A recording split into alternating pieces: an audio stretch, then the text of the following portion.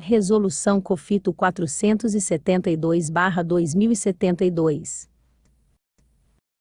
Estabelece o procedimento sumário para apuração de infração disciplinar pelo não adimplemento das contribuições a que estão obrigados o profissional fisioterapeuta e o profissional terapeuta ocupacional. O plenário do Conselho Federal de Fisioterapia e de Terapia Ocupacional, COFITO, considerando as normas contidas no artigo 15, caput, artigo 16, inciso 6º, e artigo 17 da Lei Federal nº 6.316, de 17 de dezembro de 1975, resolve. Artigo 1º. A infração disciplinar prevista no inciso V do artigo 16 da Lei Federal nº 6.316, de 17 de dezembro de 1975, será apurada, processada e julgada nos termos da presente resolução. Parágrafo 1º. Compete ao Conselho Regional de Fisioterapia e Terapia Ocupacional CREFITO do local, onde ocorreu a infração disciplinar, de natureza pecuniária, processar e julgar tal infração, devidamente autuada pelo respectivo Departamento de Fiscalização. Parágrafo 2º. A autuação poderá se dar por meio de levantamento de dados financeiros disponíveis no Departamento Financeiro e ou por ocasião da visita da fiscalização. Artigo 2º. Verificada a ocorrência do ato infracional, o agente fiscal lavrará o respectivo auto de infração, contendo a identificação do profissional, a natureza da infração, a fundamentação legal para a autuação e a designação de prazo para a apresentação da defesa. Artigo 3º.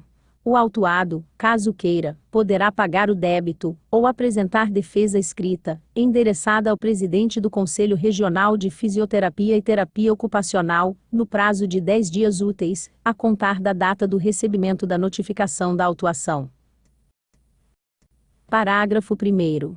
A peça de defesa deverá ser instruída com todas as provas necessárias e de interesse do autuado, bem como indicação daquelas que pretenda produzir, devidamente justificadas a sua pertinência, além de conter o domicílio e a residência do autuado e o endereço eletrônico do autuado, para recebimento de notificações acerca do processo. Parágrafo 2º. Deferida a excepcional produção de prova, o presidente do CREFITO designará instrutor que determinará dia e hora para sua realização. Parágrafo 3º. Decorrido o prazo previsto no caput deste artigo, sem que haja manifestação por parte do autuado, este será declarado revel. Parágrafo 4º. As informações registradas em documentos existentes no CREFITO poderão ser solicitadas pelo autuado, cabendo ao órgão competente instruir o processo com os respectivos documentos. Artigo 4º. Encerrada a fase instrutória, os autos do processo deverão ser encaminhados ao presidente do CREFITO, o qual designará, dentre os conselheiros regionais, um relator para análise dos documentos e produção de relatório e voto a serem apresentados em reunião plenária, na qual se procederá ao julgamento da autuação. Parágrafo 1º. Definidos o dia e a hora da realização da reunião plenária de julgamento, o autuado deverá ser notificado, com antecedência mínima de 3 dias úteis. Parágrafo 2º. Aberta a sessão de julgamento, o presidente da sessão passará a palavra ao conselheiro relator, o qual realizará a leitura do relatório, sem proferir o seu voto. Parágrafo 3º. Encerrada a leitura do relatório, o processado, ou seu procurador, poderá fazer uso da palavra por até 10 minutos, para sustentar oralmente suas razões de defesa. Parágrafo 4º. Após a realização da sustentação oral, qualquer conselheiro poderá requerer vista do processo por até 3 dias úteis. Havendo mais de um pedido de vista, o presidente da sessão definirá sua ordem. Parágrafo 5º. Fim do prazo de vista, o processo administrativo disciplinar será incluído na pauta da reunião plenária de julgamento subsequente, devendo a parte ser notificada do local, dia e hora do julgamento, com antecedência mínima de 3 dias úteis. Artigo 5º. Encerrados os atos previstos no artigo 4º, o conselheiro relator proferirá seu voto. Parágrafo 1º. Proferido o voto do conselheiro relator, não será mais permitido pedido de vista, sendo admitida, apenas, a consulta aos autos do processo, na própria sessão, por, no máximo, 10 minutos. Parágrafo 2º. Após o voto do conselheiro relator, os demais conselheiros deverão manifestar seus votos de forma favorável ou contrária ao voto do relator. Parágrafo 3º. O presidente da sessão de julgamento somente proferirá voto em caso de empate. Artigo 6º. Em caso de condenação, o resultado final do julgamento será publicado no Diário Oficial da União, em forma de acórdão, constando o número do processo e apenas as iniciais do nome do profissional. Artigo 7º. As decisões absolutórias prescindem de publicação no Diário Oficial da União, sendo o resultado do julgamento comunicado ao profissional por meio de ofício do respectivo Conselho Regional de Fisioterapia e Terapia Ocupacional. Artigo 8º. Das decisões condenatórias caberá recurso endereçado ao presidente do Conselho Federal de Fisioterapia e Terapia Ocupacional, com efeito suspensivo, no prazo de 30 dias corridos, contados a partir da intimação do autuado. Parágrafo 1º. A petição de recurso deverá ser protocolizada no CREFITO e será encaminhada para o COFITO, juntamente com o restante do processo administrativo disciplinar. Parágrafo 2º. As decisões absolutórias são irrecorríveis e não passíveis de reexame necessário. Artigo 9º. Recebido o recurso pelo COFITO, o presidente designará, dentre os conselheiros federais, um relator para análise dos documentos e produção de relatório e voto a serem apresentados em reunião plenária, na qual se procederá ao julgamento do recurso. Parágrafo 1º. Definidos o dia e a hora de realização da reunião plenária de julgamento, o recorrente deverá ser notificado, com antecedência mínima de 3 dias úteis. Parágrafo 2º. Aberta a sessão de julgamento, o presidente da sessão passará a palavra ao conselheiro relator, o qual realizará a leitura do relatório, sem proferir o seu voto. Parágrafo 3º. Encerrada a leitura do relatório, o processado, ou seu procurador, poderá fazer uso da palavra por até 10 minutos, para sustentar oralmente suas razões do recurso. Parágrafo 4º. Após a realização da sustentação oral, qualquer conselheiro poderá requerer vista do processo por até 3 dias úteis. Havendo mais de um pedido de vista, o presidente da sessão definirá sua ordem. Parágrafo 5º.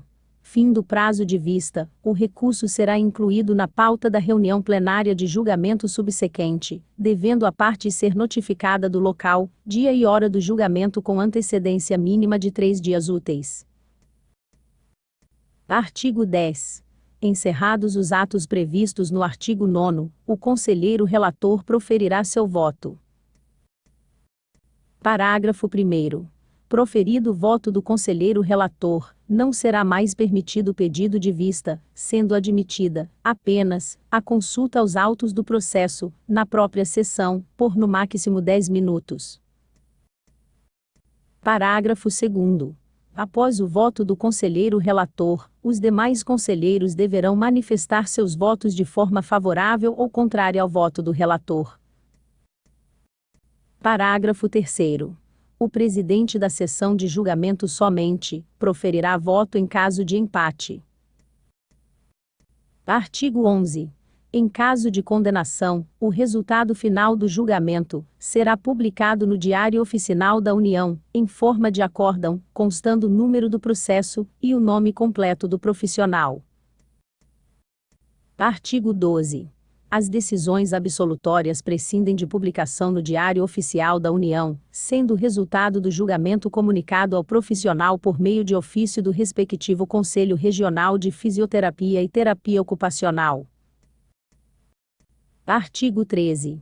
O cumprimento da obrigação pecuniária em sua integralidade, incluindo todos os acessórios, em qualquer fase do processo, acarretará a extinção do feito.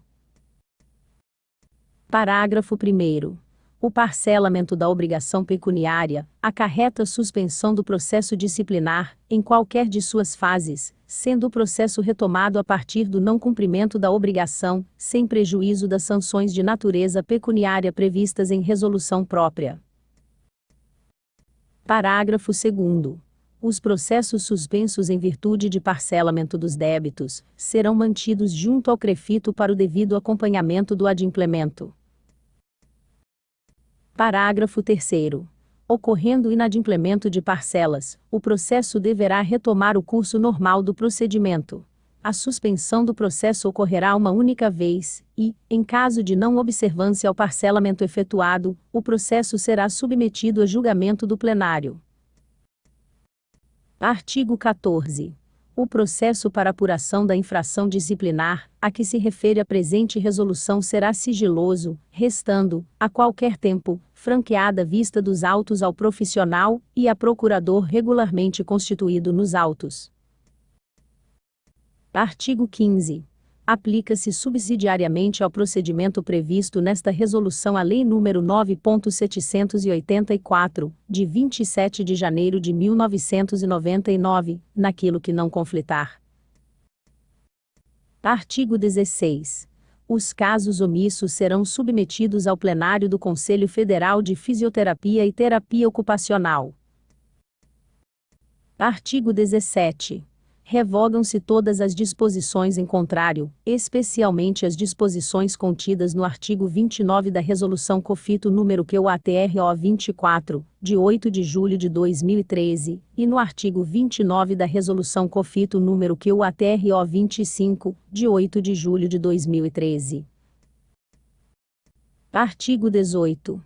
Esta resolução entra em vigor em 60 dias a contar da data da sua publicação. Veja a publicação no Diário Oficial da União, no dia 27 de dezembro de 2016, nas páginas 323 e 324.